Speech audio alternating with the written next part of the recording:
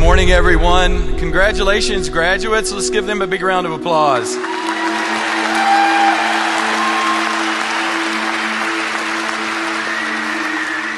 It's my pleasure today to provide an introduction to today's speaker, Ashraf Habibullah. Many students, when they graduate, sometimes they forget the commencement speaker.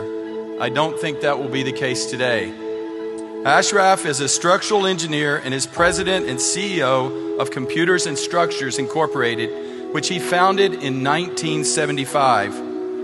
Today, CSI is recognized globally as the pioneering leader in the development of software tools for structural and earthquake engineering. The software is used by thousands of engineering firms in over 160 countries for the design of landmark projects such as the Freedom Tower in New York City, the Burj Khalifa Tower in Dubai, and the Bird's Nest Stadium in Beijing. Today, the skyline of every major modern city in the world is defined by structures that have been designed using Ashraf's software. He has a passion for the arts and social causes.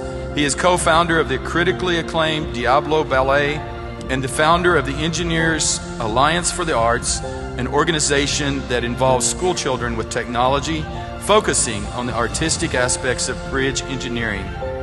He regularly donates his money and time as a speaker to support humanitarian organizations, hospitals, and educational institutions worldwide. Ashraf has donated software to thousands of universities to ensure that the technology necessary to produce seismically sound structures reaches everyone. And Ashraf has also supported our students and labs here at Cal Poly. Ashraf has a deep personal interest in the study of human psychology and human behavior and how they can be leveraged to help people from all walks of life reach their maximum potential. Would you join me in welcoming Ashraf to the podium?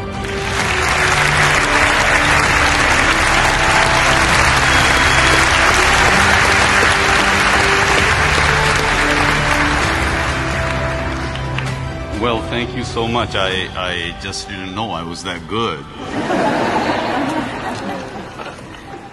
I just have to tell you, I love Cal Poly. I mean, I have friends here that are students. I have friends that have graduated from here to become amazing young professionals. And I have friends that graduated literally 40 years ago. And I have so many incredible stories. But those are for another time. Today, this day is about you, to celebrate you. And you know what? The reason I'm so excited to be here is because in the fall of 1969, I was sitting where you are. So that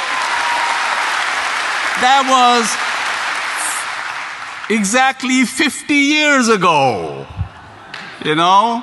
So I'm here to celebrate with you guys. And I remember those days. I remember that day vividly like it was yesterday. And you are going to remember this forever.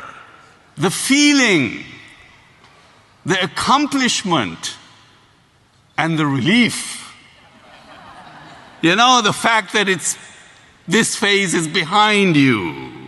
You know, I remember all of that. But you know, one thing I really don't remember. Who was my keynote speaker? You know, I really don't remember that. So I want to make sure that that doesn't happen to you. And you know what? They make me wear this thing. They say I need to look respectable. Well, you know, I'm here to celebrate with you guys. Why do I have to look respectable? You know? So I'm going to take this thing off.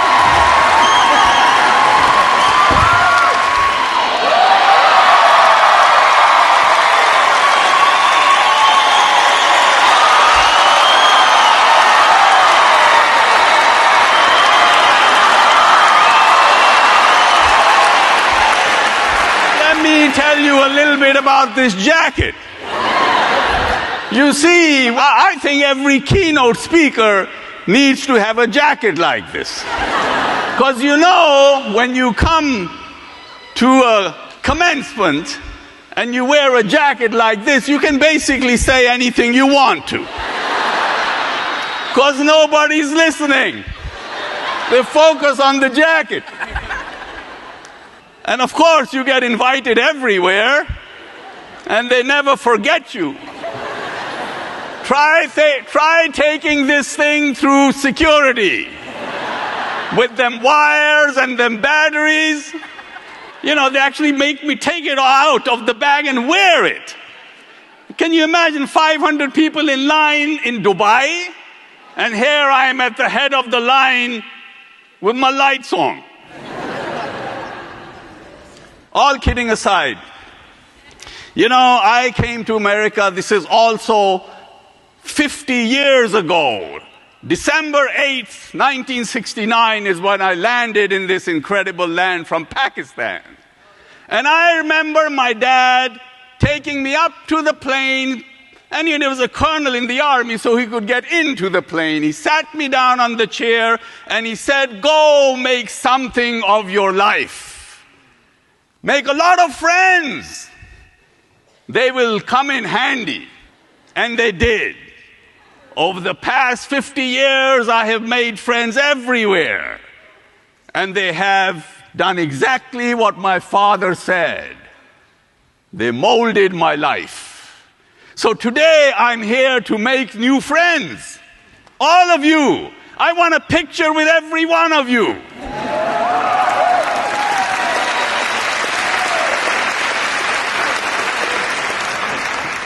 I was thinking, what should I really talk about? Then it occurred to me that students are usually broke. All 4 years they struggle for money. So I thought maybe that's a good topic, because I really want all of you to be rich. So I thought I'd start with that. There's a research report out there which says that only 15% of your financial success is based upon your technical knowledge or basically the stuff you learn in school. You know, you'll make a good living. But if you learn the other 85%, which they say is based upon what they call human engineering, you can raise your income 700%. So I thought maybe today we'd talk a little bit about human engineering, what it is. It's basically your ability to lead people, to create paths for them so they follow you and become better.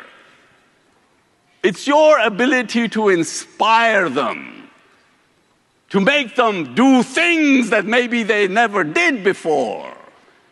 And it's your ability to have influence over them so that they will do things for you that you want them to do without you even asking them to do it.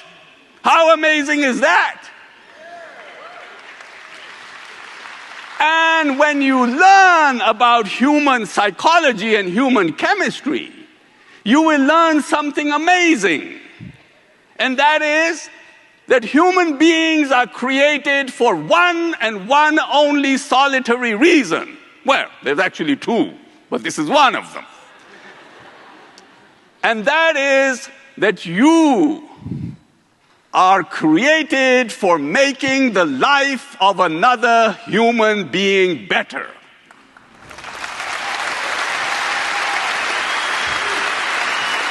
That's not religion. It's not something that I've cooked up. It's not voodoo. It's part of your human chemistry. That's the way you are built. It's the way your constitution is. That is the reason why when you do something nice for somebody, you actually feel amazing. Nature has created a reward system when you do the things that nature wants you to do, it rewards you with an amazing feeling. Have you ever thought, why would anybody like you? I mean, has it ever occurred to you? I mean, why would you like me? Because of my lighted jacket? Or my Madonna hat? How about them Madonna boots? No. People like you for only one reason, and you learn this, and it's best that you learn it when you're young. It will serve you well. People like you for only one reason, and that one solitary reason is how they feel about themselves when they are in your presence. That's what makes them like you.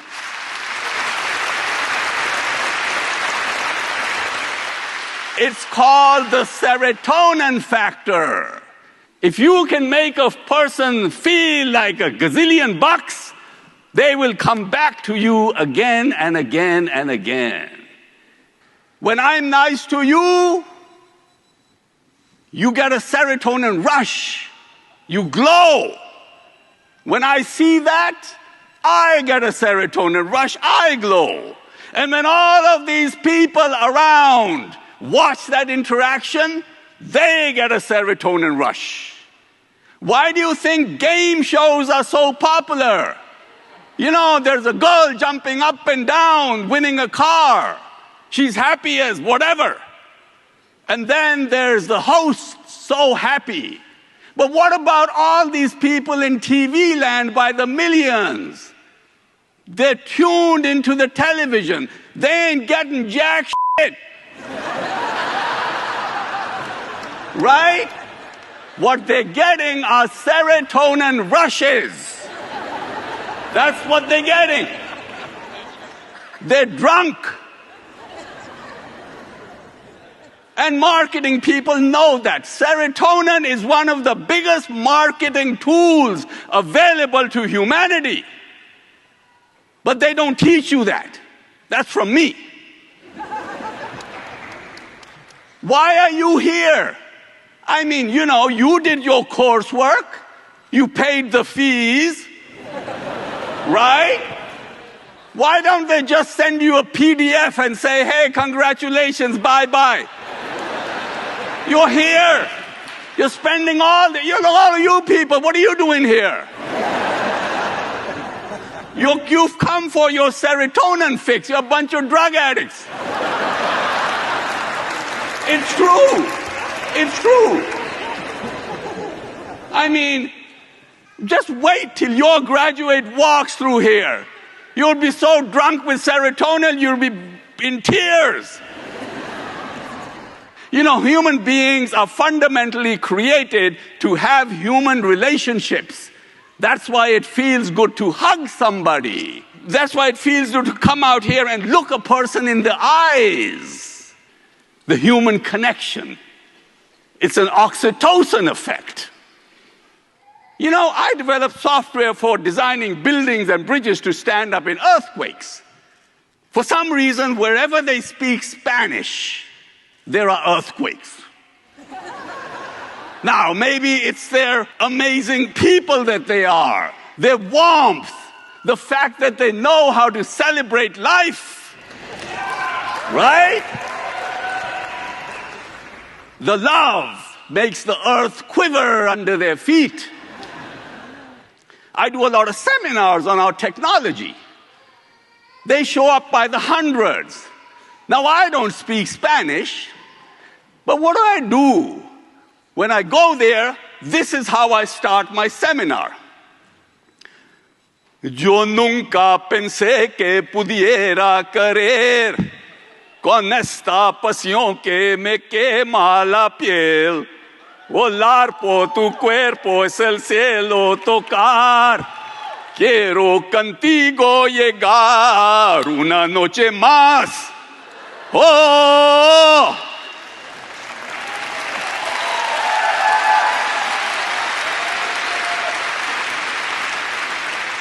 Now, I haven't the foggiest idea what that means. Because I don't speak Spanish. But what does it do to an audience that speaks Spanish? 2,000 of them. It connects you with them.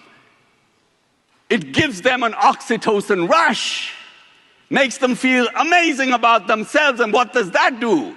That bonds them with you. From that point onward, you can do no wrong. So learn about human psychology and human chemistry. It'll serve you well. It'll make you rich. You know, when you have amazing instructors like you have at this university, they don't just teach you. Implicitly, they instill into you a willingness to learn. And that stays with you. Psychologists will tell you, you don't learn by being taught. You don't learn by being told. You learn by absorbing the environment that you are in. So even after you leave the university, all through your life, you are like this information sponge. You look at something and you want to learn it. The other thing that you learn, without even knowing it, is to be able to think logically. So you can figure out stuff for yourself. You know, one of the greatest things that I learned without even knowing it in college is my friends. Just by being around them, they taught me how to live out of my comfort zone. They made me shameless. Look at this. But it has served me well. So living out of your comfort zone is the most important things that you need to think about, because these are the most amazing times for you to graduate. When I came to Berkeley 50 years ago, I thought I was the most luckiest person because they had just put humanity onto the moon and computers were just getting started. Now I look at the opportunities you have today. And with the background that you've received here, you can step into any field. So try anything. Try everything. You know, the biggest tragedy in life is not death. The biggest tragedy in life is arriving at the end of your life and looking back at all of the opportunities that you missed because you were afraid to step out of your comfort zone and answer the door when opportunity knocked. At that point, you wouldn't have to worry about how you're going to die, because that thought alone will kill you. Don't let that happen to you. Try everything. Because when you try everything, you will find that passion will find you. I mean, I wanted to be a rock star.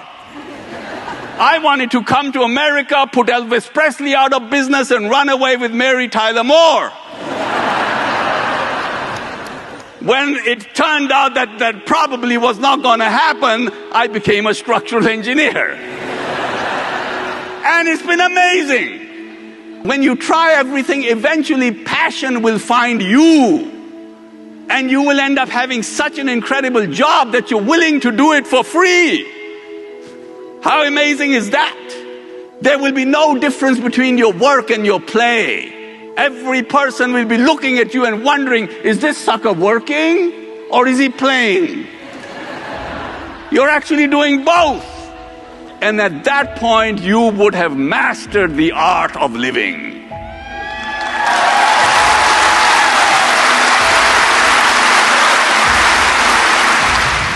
You are the people that are the future of this country.